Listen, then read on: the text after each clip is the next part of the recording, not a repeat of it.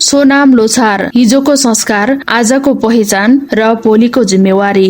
तामाङ समुदायले मनाउने सोनाम लोछार केवल एउटा पर्व मात्र होइन, यो तामाङहरूको नयाँ वर्ष, सांस्कृतिक पहिचान र जीवन दर्शन हो।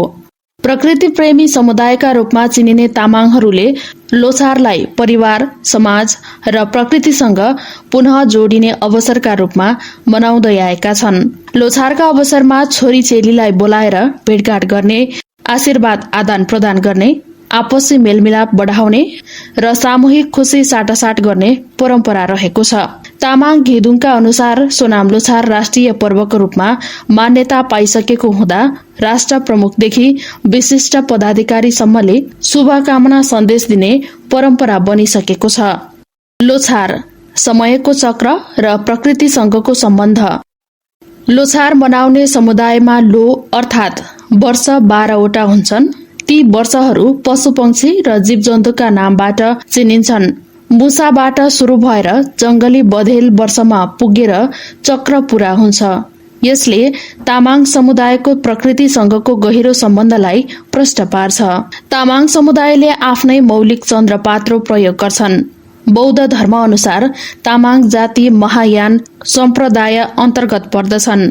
लोछार पर्व तामाङसँगै शेर्पा, गुरुङ, मगर, थकाली, जिरेल, नेस्याङवा, भोटे, दुरा र लेप्चा समुदायले पनि मनाउने गर्छन्। गुरुङले मनाउने लोछारलाई तोला लोछार, तामाङ लगायतले मनाउने सोनाम लोछार र शेर्पा भोटे समुदायले मनाउनेलाई ग्याल्पो लोछार भनिन्छ। नेपालदेखि विश्वसम्म फैलिएको लोछार। सोनाम लोछार नेपालसँगै Singapore, Mongolia, Malaysia, Bharat, Thailand, Vietnam, Bhutan, Laos, Myanmar, Japan जस्ता लगायतका देशमा पनि मनाइँदै आएको नेपाल तामाङ घेदुङले जनाएको छ।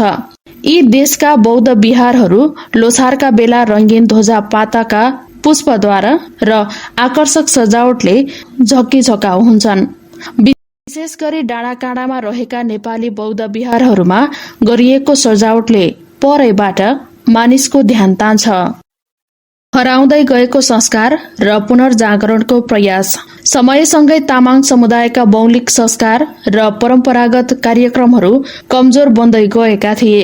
आफ्नो महत्व बुझाउन र समुदायमा जागरण ल्याउने उद्देश्यले पछिल्ला केही वर्षदेखि सांस्कृतिक स्टेज कार्यक्रमहरू पुनः सुरु गरिएका छन्। त्यसमध्ये तामाङ संस्कृतिमा विशेष महत्व राख्ने छेरेङ्गै कार्यक्रम फेरि जीवन्त बन्दै गएको छ।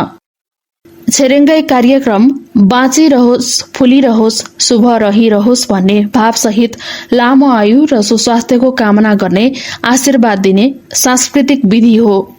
दशैंमा देउसी भैलो खेले जस्तै टोलटोलमा भेला भई सांस्कृतिक कार्यक्रम गर्ने, आशीर्वाद दिने र सो क्रममा दान दक्षिणा एकै स्थानमा संकलन गर्ने परम्परा यसमा समावेश छ। आजको लोछार संस्कृति र चेतनाको संगम। छेरेङ्गै सहित सञ्चालन हुने लोछार कार्यक्रममा तामाङ गीत संगीत, सेलो नृत्य, परम्परागत वेशभूषा र सांस्कृतिक प्रस्तुति देख्न पाइन्छ।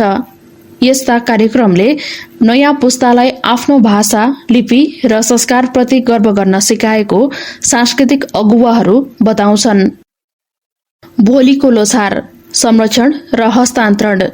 लोछार केवल उत्सवमा सीमित नराखी शिक्षा, संस्कृति र पहिचानसँग जोडेर अघि बढाउनुपर्ने आवश्यकता देखिएको छ।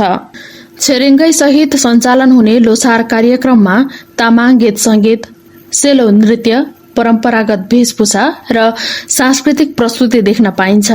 यस्ता कार्यक्रमले नयाँ पुस्तालाई आफ्नो भाषा, लिपि र संस्कारप्रति गर्व गर्न सिकाएको सांस्कृतिक अगुवाहरू बताउँछन्। भोलिको लोछार संरक्षण र हस्तान्तरण। लोछार केवल उत्सवमा सीमित नराखी शिक्षा, संस्कृति र पहिचानसँग जोडेर अघि बढाउनुपर्ने आवश्यकता देखिएको छ। छेरेङ्गै जस्ता मौलिक संस्कारलाई निरन्तरता दिन सके तामाङ समुदायको पहिचान पुस्तौं पुस्तासम्म सुरक्षित रहन सक्ने विश्वास लिएको छ। शुभकामना आदान प्रदान, सांस्कृतिक कार्यक्रम र मेलमिलाप मार्फत तामाङ समुदायले सयौं वर्ष पुरानो आफ्नो संस्कार र पहिचानलाई आजसम्म जोगाइराखेको छ।